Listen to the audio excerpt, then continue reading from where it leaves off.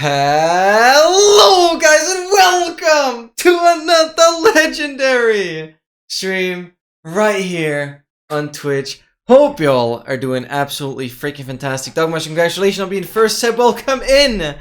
Hope y'all have an amazing freaking Halloween. I know I'm like not very in a Halloween theme. As I said, I kind of hope to make up for the games that we're gonna play, or hope to make up with the games that we're gonna play today. So it's gonna be wild. Hope you all are doing amazing. Hope you had an amazing week. Thank you so for tuning in. Also, Jeff, welcome in on YouTube. Thank you. And yeah, massive happy Halloween for those that celebrate it. It's always a pleasure, and gives me a good opportunity to just randomly play some horror games. I know Halloween is like not a big thing in Europe in general, but it is very, very cool regardless.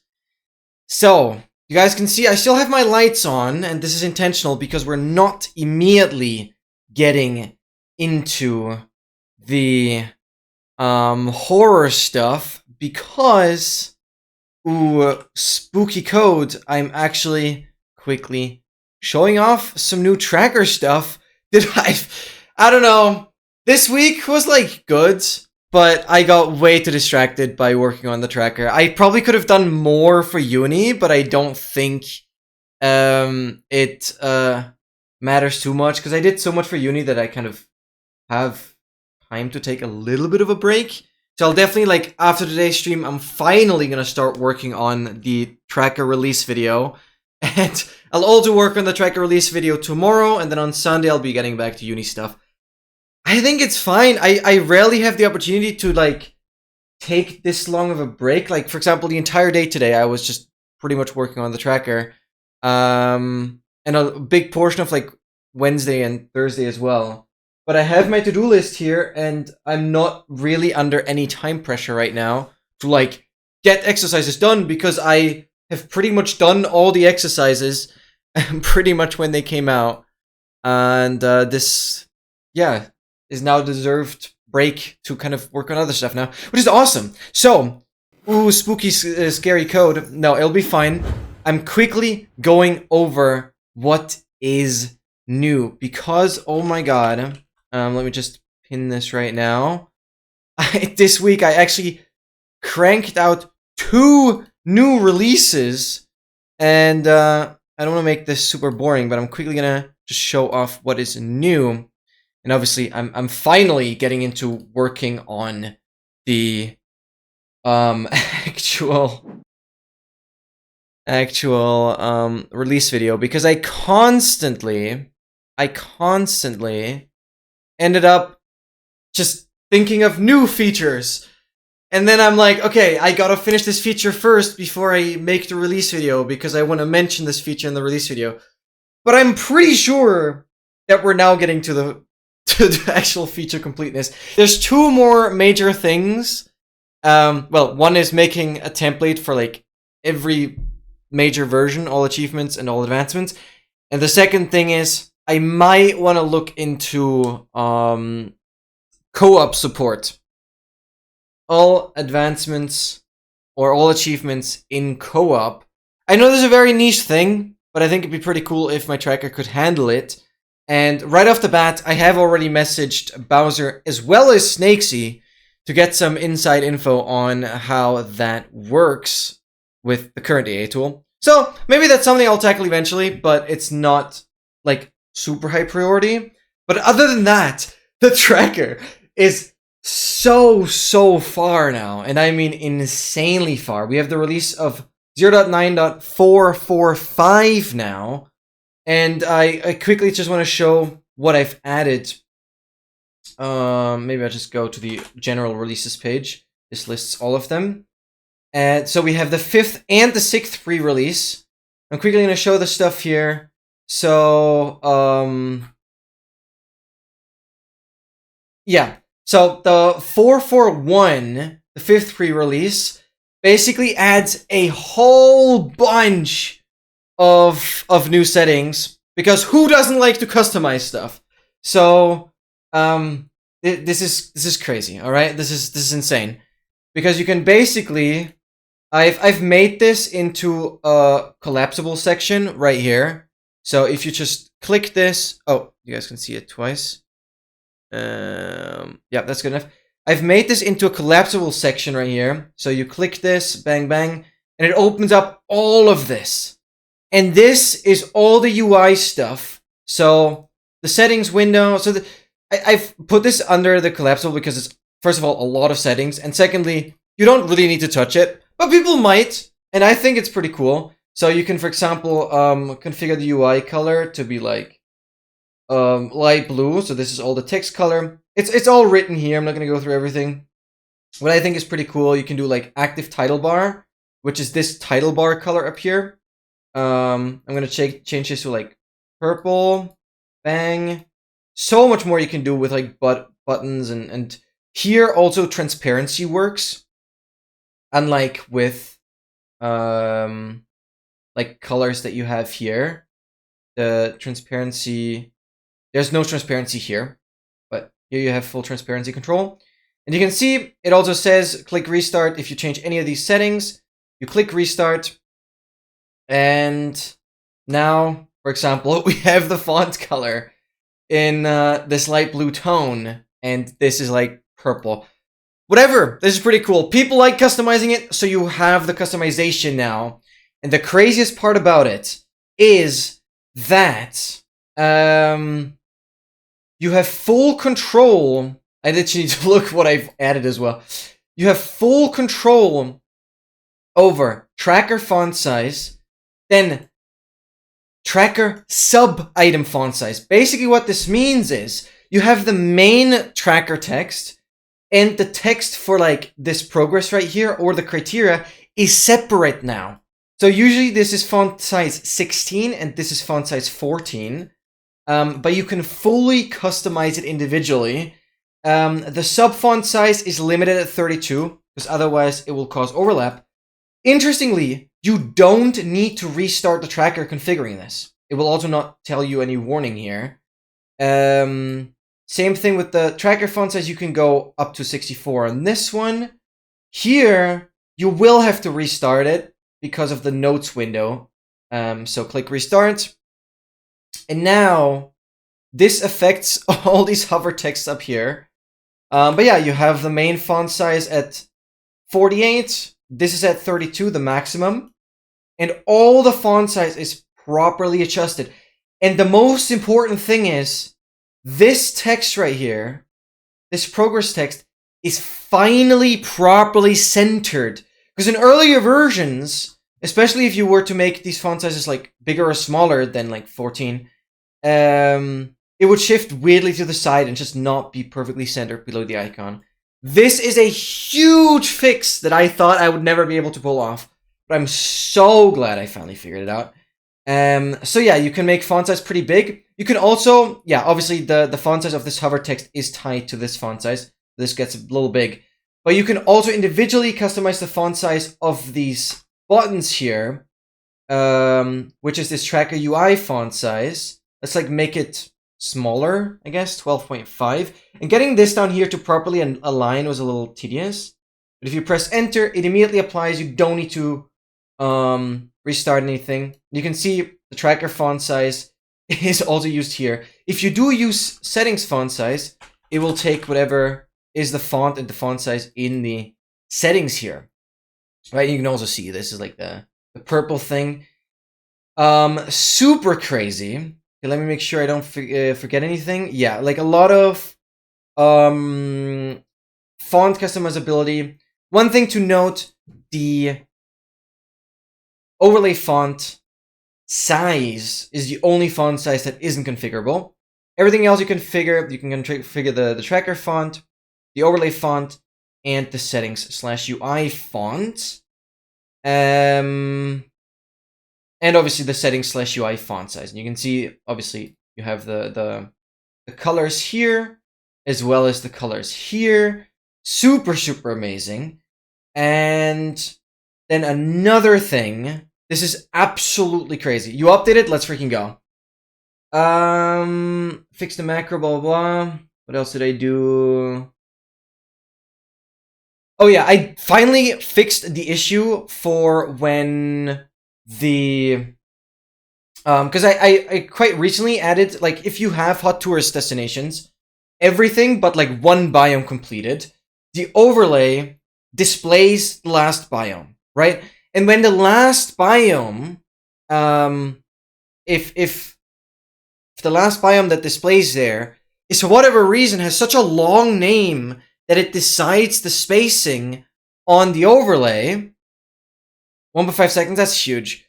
If for whatever this last biome name decides the spacing on the overlay, because it's for whatever reason the longest, it would cause some weird jumping issue.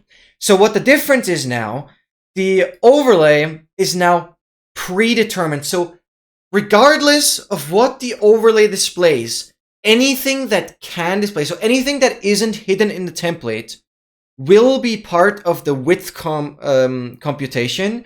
So the overlay decides the spacing based on everything that isn't hidden in the template. This means if advancements kind of get completed, for example, in this second row, the spacing will stay. This might be slightly inefficient because ultimately the more advancements get completed, the narrower the spacing usually can get, because the longer advancement names kind of get removed. This is how it used to be. The overlay used to kind of get tighter and tighter and tighter if only shorter and shorter advancements remain. But I've made it fixed, so even if you complete advancements, it will keep the same spacing. I think this is nice for consistency. And secondly, it fixes this jumping issue that was actually present in Advanced Leaf for over a week. I'm glad it didn't cause any actual issues during any streams, but this I had to fix, and this is the only solution for that. So it pre-calculates based on every single text that can be anywhere. It's probably something like the raw salmon or whatever that might even decide the spacing on the second row here. But it goes through all the advancement names, it goes through all the criteria names, then decides the spacing once, and then for the rest of the run, it will stay the same. So that's a really important fix to just provide visual to prevent visual glitches. Now, that's the first thing here. I added the parched and camel husk to the 1.21.11 template. Let's just go over here right away. You guys can see some more settings. We'll touch upon those in a second. So, we need to go to Monsters Hunted. Let's just, where's monsters here? It's 41 monsters already. Also, I fixed an issue where the criteria text wouldn't be perfectly centered on the criteria icon. So if we make it like really small, you can see now it's just perfectly centered. It used to be more towards the top here. So I fixed a lot of alignment issues. It's a lot more satisfying to look at the tracker, because some things were misaligned. I'm really sorry. But yeah, we have the parched and the camel husk. Shout out to the Minecraft Wiki for having the textures immediately. I did update these textures, but I think I showed that last time already. Good. Nothing else is new here. So that gets me through this. Yeah, I've also implemented Ethan and Toto as donators. And then it gets to the next release that I had like at 2 a.m. today. Or like kind of yesterday to today. So it gets crazy because now, one thing that bothered me, just to show the thought process as well. One thing bothered me that I would always have to copy the 1.21.8 template back then over for 1.21.9, 1.21.10, you know? So basically what I've done now, you have all the like latest full release templates. So 1.21.6, 1.21.7, 1.21.8, blah blah. You have them all under 1.21.6. It's very well explained if you hover over this, but the point is, you now choose between the template version, so where the template is saved, this is basically the functional version, and the version that you actually want to display. So this means, look at the overlay here. I can select 1.21.6, but knowing that 1.21.10 has the exact same advancements, I can choose 1.21.10 now, and that will be the version that displays. This means I don't need to duplicate every template now, but rather you can actually make use of version ranges. So this is super convenient. So yeah, for everyone using Advancedly, you can now safely delete the 1.21.8, 1.21.9, and 1.21.10 folders. Those will be in the template, so whenever I update, I can't delete stuff.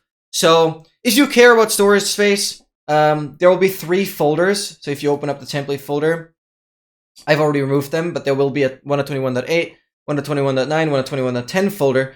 Those 3 folders you can remove since everything is in 1.21.6, and you just need to change your display version so your viewers know what version you're using, right? So this you can change separately. And another thing that annoyed me is that the template name is all advancements, right? And so far, it would just take the template's name, remove underscores or replace underscores with spaces, and then capitalize the first letters. So it automatically fills out all advancements here, but you now have the option to just call it AA. So basically, you now have full control over the template you want to do and how you want to have it displayed, with the version as well as the name. And it gets even crazier because if you have all advancements, you can select the optional flag optimized, and it will pre-fill the automatic naming system as it used to be. But you now have the option to just say, I don't care about optimized being displayed here. I just want to call it AA, and you're good to go. So you now have full control over the entire naming of it, independently of the template that you were using. Because up to this point, you were actually forced to use the template for the exact same version, as well as you would be forced to the exact same naming as the template. And this really bothered me. This really bothered me because all advancements is also quite long. Works perfectly fine. Now, using game capture. It takes 100... Well, if the 101st, the 102nd, and the 103rd restart now always work, that'd be nice. Using game capture, nice. Okay, good. Yeah, because that's a Windows thing. That window capture doesn't work. And the game capture is the more modern standard. It's weird. Because I think AA tool, which is why it's a hard comparison, AA tool doesn't use the most up-to-date graphics standard. So I don't think AA tool ran into the exact same issue as I did. Yeah, so it's hard to compare to AA tool because I completely use different engines. So yeah, because you mentioned AA tool didn't have this issue. Yeah, because it's a different framework or different engine. I think AA tool is generally more from the ground up. I think CTM did a much more and didn't rely on other frameworks. Yeah. So yeah, you can fully customize this. You still have the language sliders and everything. Everything is fully explained here. Super nice. Right. Now things get crazy.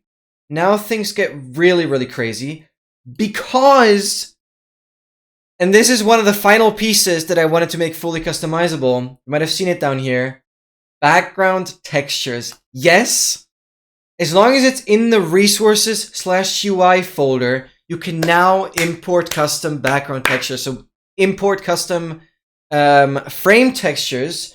I went through and just mirrored the textures that we had currently. So if I just choose this as the default texture, you can see it now has the lighting on the right side. This can come down to preference, because if you invert the scroll speed, you could argue you might want to have the lighting from the top right here. All right. So it's whatever you prefer. I basically have mirrored, horizontally mirrored all the textures that I was currently using, but also to test, because you can also have the background textures animated. Say a random word,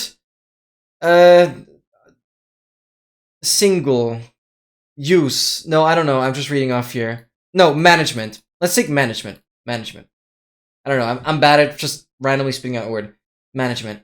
Point is, you can use animated textures as well. And one way I was able to test this by just importing the enchanted golden apple texture. So we have regular apple for incomplete, golden apple for like in between, and enchanted golden apple for level 3. And now you can see I have apples as background. And also, yeah, the criteria text is tiny. But if we switch the hiding mode here to only make it template hidden, you can see it supports animated textures. Going live. Let's freaking go. Let's freaking go. Sorry I won't be able to watch it. But this is absolutely huge. So you have animated textures now that you can import. They have to be within the UI folder. Another thing, if you do import the same texture twice, it will give you a warning saying using the same texture for multiple states makes it harder to distinguish completion status.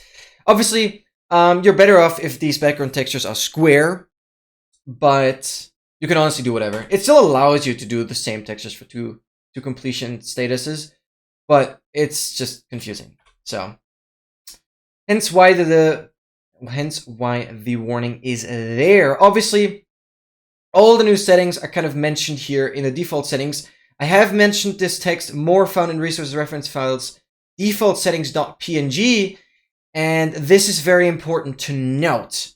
If you go to edit templates and click this help button, this opens up this reference files folder. In here, I will always be updating a default settings.json file. This has the exact default settings. If you want to reset to something specific. And I also have a screenshot that shows all the default settings.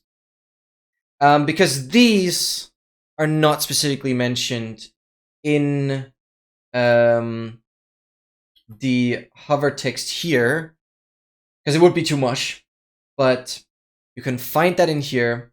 I've also just recently added the 1.12 all advancements file already. Slowly working through those. There will be nothing else. Oh, dang it. So that's super crazy. You have custom background textures now.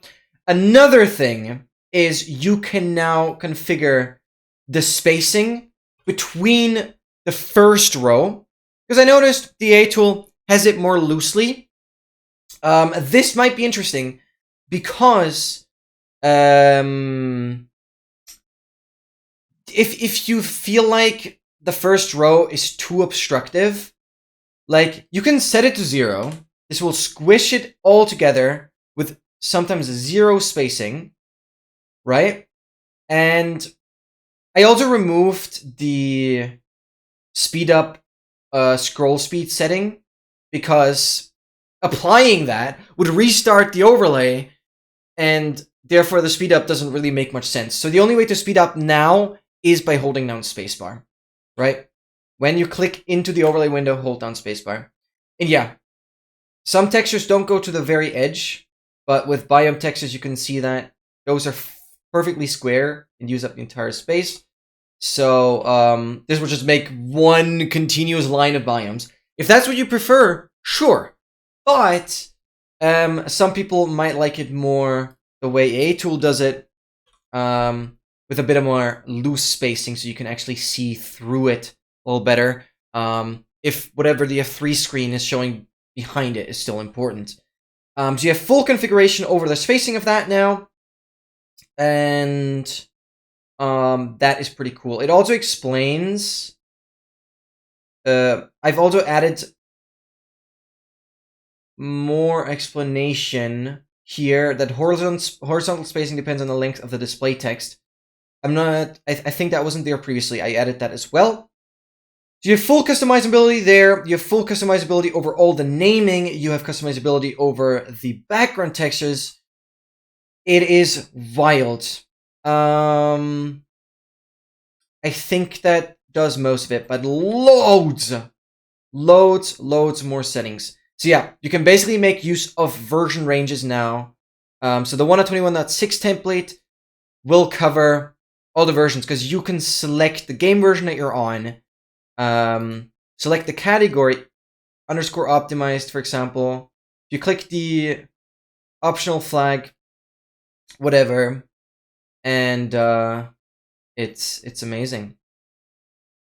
So yeah, if you were to change anything in the category or the optional flag, this text will be reset, and it will give you a like pre-name as it used to be, and it's super amazing.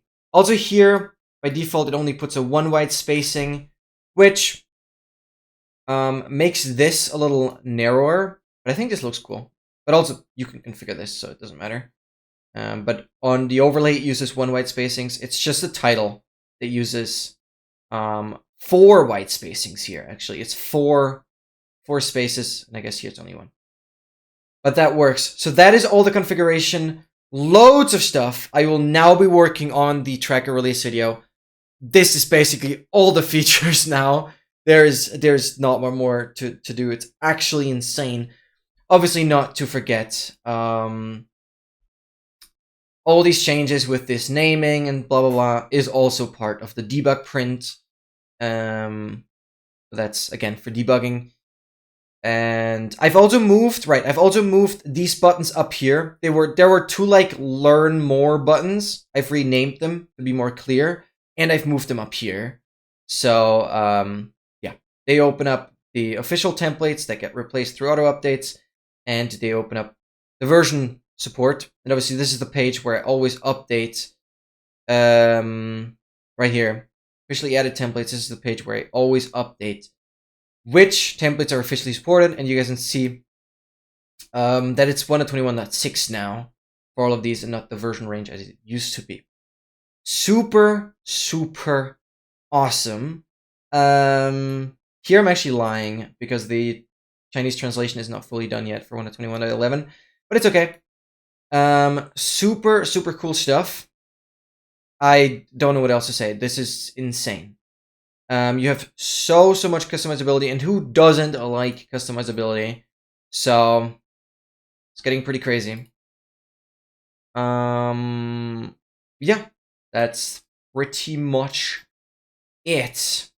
I've mentioned Legacy Fabric down here as well to give another resource that gets those releases. So I'll be working on the release video. My head can't think of any more features right now that isn't the co-op mode, which will take much longer. So I'm putting that on the back burner and really doesn't have high priority. And obviously, I'll be adding a lot of different templates in the future, but I don't see it necessary to cram that work into before the release now. I just want to get it out. So absolutely insane. Huge stuff. Huge stuff.